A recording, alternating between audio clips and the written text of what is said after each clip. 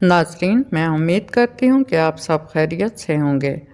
اللہ جب اپنی کسی بندی سے خوش ہوتا ہے تو اس کی زبان پر ایک تسبیح جاری کر دیتا ہے۔ یہ تسبیح اللہ تعالیٰ اپنے پسندیدہ بندوں کو عطا فرماتا ہے۔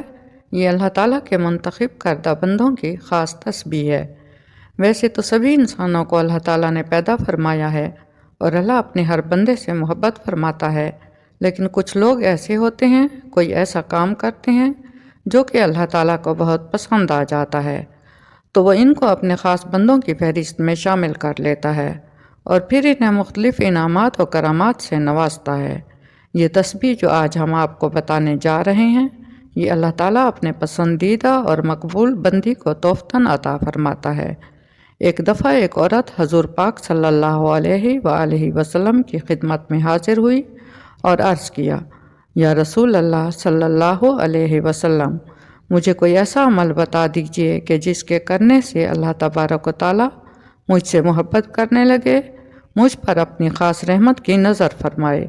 میری پریشانیوں کو حل فرما دے اور میرے رزق میں وسعت عطا فرما دے۔ مجھے کوئی ایسا عمل بتا دیجئے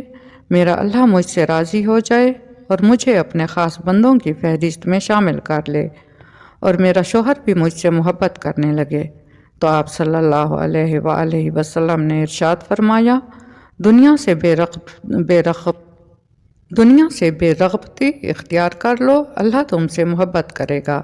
اور لوگوں کے پاس جو کچھ ہے اسے توجہ ہٹا لو تو لوگوں میں تمہارا عزت و مرتبہ بڑھ جائے گا۔ اللہ پاک جس سے محبت کرتا ہے تو اسے زمین میں مقبولیت مل جاتی ہے۔ مطلب یہ کہ لوگ اس سے محبت کرتے ہیں، اس کی طرف مائل ہوتے ہیں، اس سے خوش ہوتے ہیں اور اس کے بارے میں اچھا گمان رکھتے ہیں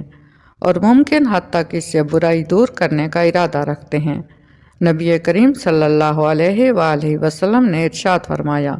کہ اللہ تعالیٰ ارشاد فرماتا ہے کہ گناہ گاروں کا رونا، آہ و بکا کرنا، گڑ گڑانا مجھے تسبیح پڑھنے والوں کی سبحان اللہ کی آواز سے زیادہ محبوب ہے۔ تو جب اللہ اپنے کسی بندی یا بندے سے راضی ہوتا ہے، خوش ہوتا ہے اور اسے اپنے قریب کرنا چاہتا ہے، اور جب کسی بندی یا بندے کو بلندی اور سرفرازی عطا فرمانا چاہتا ہے تو اس کی زبان پر اس تسبیح کا ورد جاری کر دیتا ہے، کیونکہ یہ وہ انسان ہے، اللہ کا وہ بندہ ہے کہ جسے دنیا کا ہر عیب اپنے آپ میں نظر آتا ہے۔ وہ شخص اس نے تنہائی میں اللہ کو یاد کیا، اس کی یاد میں آنسو بہائے، جہنم کی آگ سے ڈرا، تو نبی کریم صلی اللہ علیہ وسلم نے فرمایا کہ اللہ تبارک و تعالیٰ ایسے شخص کو اپنے عرش کے سایہ میں جگہ دے گا جس نے تنہائی میں اللہ تعالیٰ کا ایسے ذکر کیا کہ اس کے آنسو جاری ہو گئے، جنت کو حاصل کرنے کی تڑپ دل میں پیدا ہو گئی۔